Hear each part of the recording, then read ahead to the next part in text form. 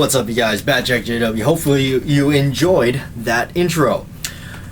Should you buy a Colt Python? You guys know I love revolvers, and as a revolver lover, man, yeah, I got a Python. Couple of things about it, I guess you could say. I don't want to come off as a negative way, but there's some things you want to think about. Why you're buying it? Are you buying it for the collector's sake of it? Because they do go up in value. In fact, every time I turn around, they seem to be getting more and more expensive. I've been owning mine for 5 years or so, and when I bought mines, looking back, for what I paid for them, I should have bought a couple more, because damn, I could have flipped them and sold them for more. It paid myself back at least twice. But no, they've gotten really expensive, and you got to ask yourself, what are the reasons you want one? Do you want one because of the value and you want to invest into it? That is more or less kind of why I bought mine. And the other half of me said, when I saw it, wow, this is a super sexy gun, I gotta have this thing. So I have shot them, and I have shot a couple of different ones, and I've had people lend me some that I shot and whatnot. So or the others say, are you buying it because it's just cool, because you saw The Walking Dead, or for those of you like me that you saw the Magnum Force, Dirty Harry movie, and you had to have one. So it kind of just, is it just something nostalgic that you got to have? Well, it's going to be a pretty expensive nostalgic buy. They are pretty expensive now. I think they're like I've seen them go $2 to $3 grand on the internet. It's quite ridiculous, actually, I think. Are you buying it because you want to treat it as like the ultimate revolver? And I will say this, and I know it's going to get some likes and dislikes on this comment, but I must say that it is not exactly, how could you put it? There are other revolvers that outshoot it that costs a fraction of the money. Pythons, through my experience, and I've fired quite a few of them, different ones, they have an issue with light hammer strikes on double action mode. So if you're just pulling the trigger without cocking the hammer back, depending on the ammo and the primers, they tend to have a light hammer strike. And I even showed that to a guy once that didn't really believe me, and I loaded up 6 rounds in his Python and held it down range and click, click, click. I think 4 clicks, 2 fires or something, I don't know. And it was all mixed match.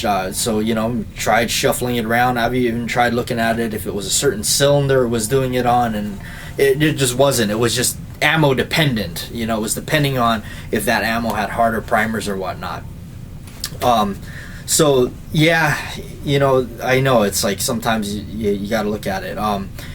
A gun to look at if you kind of like the way the Python looks, and is the Smith & Wesson 586 or the 686, because they're about the same size and they look just like them, especially the blued one. Down here at the other shop, there's a guy has a blued 586, 4-inch barrel, and I love the thing. I may have to just break down and buy one, but I can't afford it right now. Anyway, but that's going to be something you think about. Are you buying it as an investment? Are you buying it as a shooter? Do you just want to shoot the thing?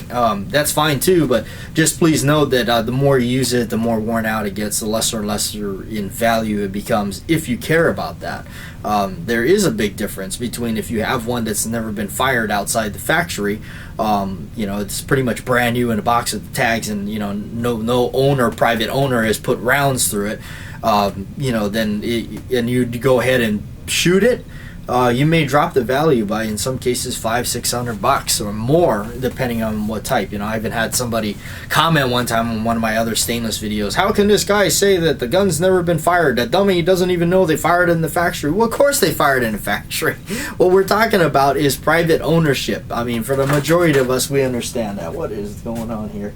But the majority of us know that it's what we're talking about is never fired by a private owner. Somebody didn't take it out of the box and use it. Of course, the biggest mistake a lot of people did back then was buy it, take the wood grips off, throw those away and get some Pachmeyer grips or whatever. Not talking bad about Pachmeyer grips, but you know, the original, the OG grips, what make the gun in the sale. I mean, you go look and the prices on just the grips of those things are like a couple $100, if not more. So anyway, yeah, just kind of figure I'd throw this video out, little chat with you on should you buy a Colt Python. And on a positive note, I love Pythons, man. I love Colt in general. Python is the ultimate revolver if you're a collector, definitely, or for anything. They are super accurate. I will say that. I'll tell you this story. We had a 6-inch barreled one we were shooting out. We were just shooting 38s out of it, and we was down shooting, and we was with this guy that never really was very good with a handgun. And we had some bowling pins up, and we was probably around 45 to 50 yards away, you know, and this guy nailed him with that Python. I mean, just dropped the pins, and it was fair. And it was, I mean, I got to shooting them, you know, I even tested them out a little bit further too, up to 80 yards, and shooting the pins down with the 6-inch barrel Python. And you know, I mean, it shocked me how, you know, it will do it. I mean, you know, you just got to hold it steady, but it's a pretty darn accurate gun. The weight and the balance of it, and obviously the action work on it is just phenomenal. There's no other gun, no other revolver that feels like it. I mean, you pull the hammer back on the Python, it's like smooth. I mean, it's just buttery smooth. It's almost ridiculous how sweet and the gun, it just looks awesome. And there is no when you see it, when you actually just look at the outline of it, or you just see it in a movie, at least it's for me, and I know a lot of you Python lovers are like that, you can always tell that's a Python. So, and in fact, I think it's in New York, the big disgusting statue, the anti-gun statue, the barrel tied in a knot. I believe that is a Colt Python, a big model of one. So anyway, it's a pretty iconic gun. Even in the video games, I mentioned that. I did a video on that in the video games. I think it's Call of Duty Black Ops. I'm not a gamer, you can tell. They actually have one in it. You can see the, you know, it's, I guess, what do they call it? First-person shooter mode. You know, they see it, you know, the Python. So it kind of gained a lot more audience and being aware of it because simply just the video game. That's really cool. Of course, the guy throws the rounds in there and slams the cylinder shut. We're like going, no, you don't really want to do that. But anyway, yeah, should you buy a Python? Well, you know, definitely the way, for me at least, you know, I mean, I'm by no means rich or got a lot of money at all. For me, they're very pricey, and I don't think I could spend a couple of grand or you know, $3,000 on one today. I just, you know, unless I'm just rolling in the dough and I just got so much money I can, you know, just light a $100 bill on fire and throw it back. I mean, you know,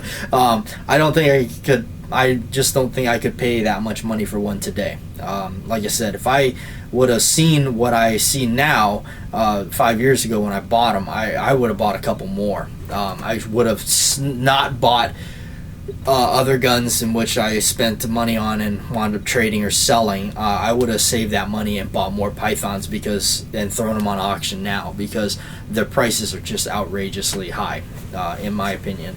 So anyway, just figured I'd talk to you about that a little bit. I know some of you guys were like, "Ha, that's nothing, man. Back in the 70s, I could have bought one for $300-400. Yeah, that's very true. Also, $300-400 back then was a lot more of a different money value. Today, the dollar amount has dropped significantly. We spend $100 bills like we used to spend 20s 10 years ago, or longer. Anyway, just kind of throwing that out. Bad Jack JW, a little talk on the Colt Python, give you kind of my opinion. I know, you know, everybody's got their own opinion, likes, dislikes, you know. Oh, this guy, how can he even say that about the Python? It's best gun ever made in the world. Well, it is. It's a finely tuned gun. It is super fine tuned, and that comes with great accuracy, and just the gun's like tight as can be. It's really smooth. The downfall of that is it can get out of tune very easily. Timing is usually off on those things, and like I said, again, the light hammer strikes because the spring got old, because the spring inside is a lot different than your standard like Smith & Wesson springs or anything else. The spring pretty much looks like a V, and the hammer and everything is enclosed on it like this. So that's how it kind of works. And you can see the tension on this you know, style. It will put that, you know, it will eventually weaken. You can get in there and, you know, tune it a little bit yourself, but you know, there again, you're taking that risk of altering the gun. You can't really easily get more parts for it. The parts are generally scarce and you know, expensive, so that's the other thing. And then you go around switching parts and stuff. Now the guns, you're taking stock stuff. I mean, unless you're replacing with stock Colt stuff, I mean, which is probably the only thing that exists. But it's not like something you just go on Brownells and just get another cylinder or get another, you know, lockup system for it or get more parts in it. It just doesn't really work. There's a lot of aftermarket grips that are not the OG grips, but you know. Anyway, I don't want to make this video too long, but I'm Bad Jack JW. That's a little talk on the Colt Python. Should you buy a Python? Anyway, thanks for watching. Appreciate it, everybody. Like, share, and subscribe.